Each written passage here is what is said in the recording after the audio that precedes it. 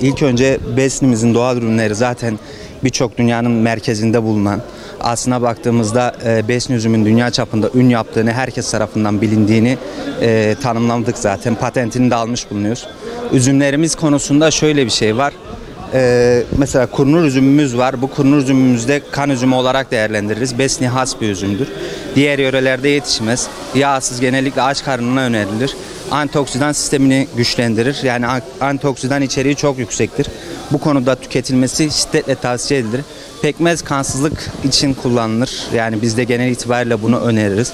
Peygamber üzümü zaten derde derman olarak gösterilen hepsinin günlük 20 adet tüketiminin önerisi vardır. Yine pestilimiz üzümden bulanmaç haline getirildikten yapılır.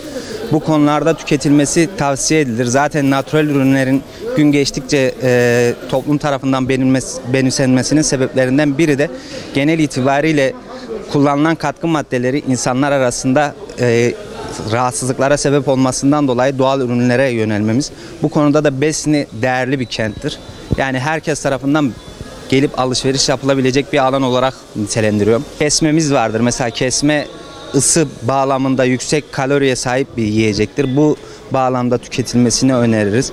Doğal ürünlere yönelmesi her insanların tercihi olduğu. Son zamanlarda çıkan virüsler, hastalıkların sebebi doğaldan uzaklaşmamız, kimyasal yapının daha fazla hayatımızda yer edinmesi. Bu konuda insanların doğaya daha sahip çıkması ve doğanın içinde bulunduğu ürünleri tüketmesini tavsiye ederiz. Besin de bu konuda özel bir kenttir. Yani daha böyle şeffaf, ürünlerin natürel bir şekilde bozulmadan halka sunulduğu bir yerdir. Üzüm olarak da zaten dünya çapında bir yerimiz vardır. Bu bağlamda insanların tüketmesini özellikle tavsiye ediyoruz. Buna bakarsak hani gündem olarak dünya genelinde bir krizin hakim olduğu, bu krizin bizlere de yansındığı, yani insanların enflasyonun artması, bunun dengelenmesi, insanların alım gücünün düşmesinden dolayı bizim de işlerimizde biraz düşüş gözlenmektedir. Ama bu süreç tabii ki olumlu bir şekilde atlatılacak. Herkesin daha natürel bir şekilde insanların harcamalarını rahat yapabileceği, korkmadan barışık bir ekonomiye sahip olacağımızı düşünüyoruz. Şu an itibariyle biraz işlerimiz sıkıntılı açıkçası.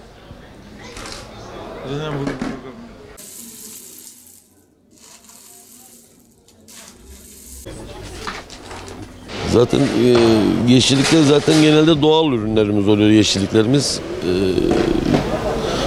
Şöyle diyeyim, işlerimizde şu anda dediğiniz gibi biraz piyasanın pahalı olmasından dolayı durgunluk var. Yeşil soğan, yeşil sarımsak almış başını gidiyor. Yani müşteriye fiyat demeye utanıyoruz şu anda. Soğukların olmasından dolayı, donların olmasından dolayı bayağı bir fiyatlar yükseldi. Halkı da etkiliyor, esnafı da etkiliyor.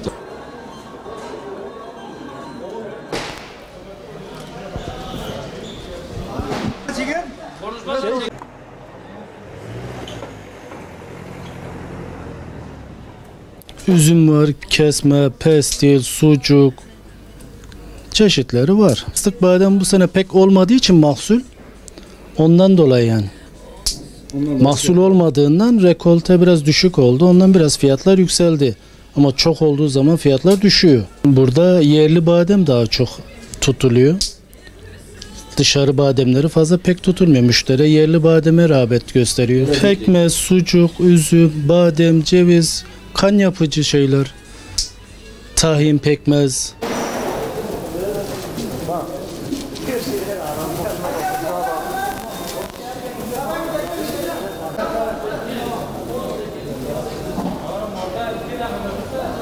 Bazı şimdi kara üzümlerimiz kan yapar, ciğerlere faydası var.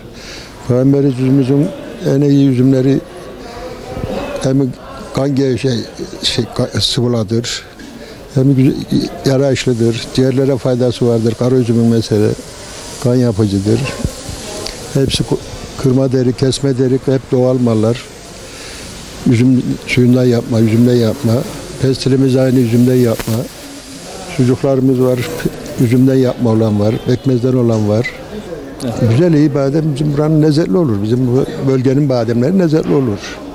Evet. Şimdi pahalı değil. Şimdi fark Şile'de bağlı değil. Üzümde bastıta bağlı yok. Sadece Bademle fıstıkta bağlılık var.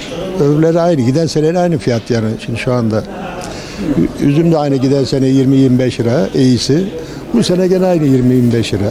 Yani doğal bekmez de yesin, üzüm yedirse daha iyi olur. Pestil yedirse daha iyi olur mesela. Bizim ama bunun doğalını iyi bilmek lazım. Peki Bekmezin mesela. meşhurluğu nereden geliyor? Meşhurluğu ya ilk asırlardan belli olan bir şey bu. Bestimizin mesela Türkiye'nin dünyanın neresine gidip best üzümü. İlk hani eski şeyleri bilmiyorum ama ilk şeyi yani burada olmuş yani üzümün. Buranın best malları köylerinden gelme. Köylü vatandaş üretiyor, getiriyor.